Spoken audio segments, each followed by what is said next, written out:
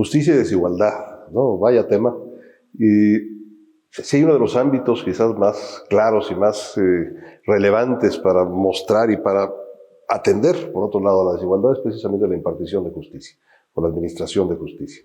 Y en ese sentido, el diseño de la estructura judicial y de la estructura de solución de controversias en el mundo indiano, que es de lo que hablaré, y refleja precisamente, por un lado, la idea de la diferencia, que es algo muy importante tener presente. El principio de igualdad no es un principio que estuviese vigente en ese momento, sino todo lo contrario, sino que, es decir, la diferencia se recalca, se remarca, pero se compensa también. Entonces, justamente, justicia y desigualdad refleja esos mecanismos de compensación que existen ante las desigualdades claras que la misma regulación y el mismo derecho mantenían pues, presentes. No solamente las relaciones sociales o los espacios pues, sociales, económicos, culturales de cada grupo. En ese sentido, la administración de justicia en el mundo novohispano y en el mundo indiano en general se puede dividir en dos grandes grupos. La justicia ordinaria, que es la justicia del rey, ¿no? Justicia civil, criminal, administrativa, que se aplica en general, pues para todos.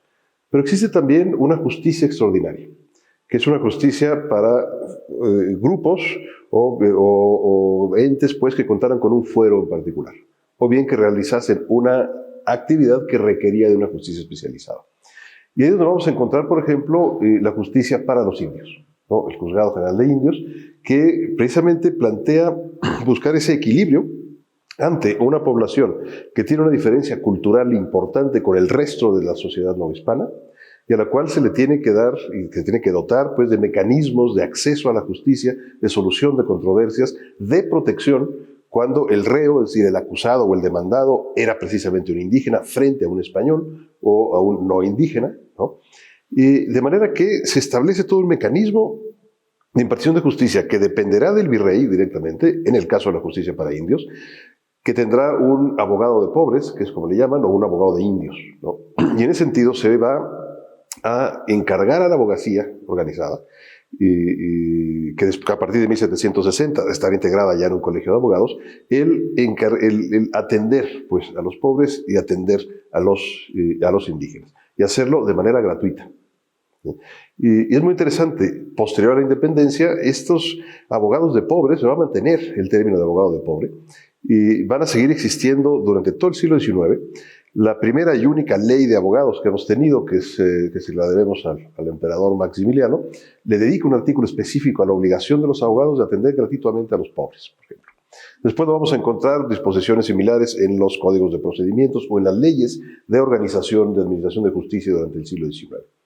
Lo que va a suceder es que al romperse la colegiación obligatoria de los abogados, ya, si bien existe esa necesidad, existe esa obligación, ¿no?, de atender a los pobres, se pierde la organización, ¿no?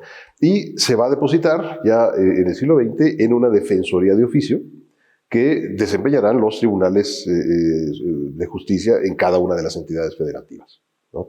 Pues es muy interesante ver cómo esta idea de la protección a las clases menos privilegiadas o a las clases que están desfavorecidas por su circunstancia, intervendrá no solamente la administración de justicia institucional, sino la abogacía organizada en esa protección, en esa defensa y en esa atención de los pobres y de los indígenas. En tanto siga habiendo desigualdad social, económica, cultural, la justicia pues tendrá una carga muy grande y muy importante. El tema aquí es el acceso a la justicia, ¿no? En México tenemos un elemento muy importante que quizás no apreciamos suficientemente, y es que tenemos justicia gratuita, ¿sí? Es decir, no nos cuesta acceder al aparato de justicia, bueno, nos cuesta vía impuestos, pero no nos cuesta directamente accionar y echar a andar al aparato judicial. Y eso vale muchísimo, ¿sí? En otros países no es así. ¿Sí? Cuestan las apelaciones, etcétera, hay que garantizar. En ese sentido, el que tengamos justicia gratuita es un elemento que ayuda a combatir, digamos, la desigualdad frente a la justicia.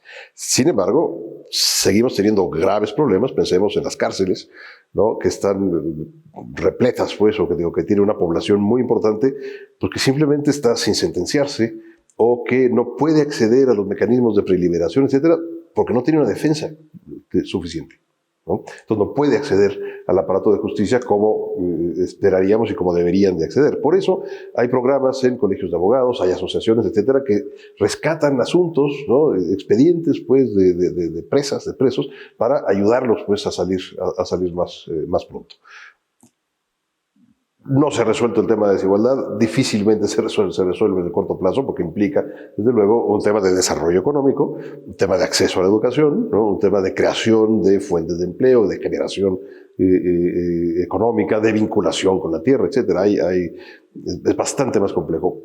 Desde la justicia gratuita ayuda, pero todavía hay mucho más que hacer en términos de acceso a la misma y de posibilitar para los grupos más desprotegidos, para los grupos económicamente incapaces pues, de contratar un abogado, de pagar un buen abogado o abogada, hay que trabajar pues, por ese lado. Hay que fortalecer las defensorías de oficio, claramente, que una cosa es la federal, otra cosa son las estatales, ¿no? Hay diferencias importantes pues, en presupuestos, en apoyos, etcétera.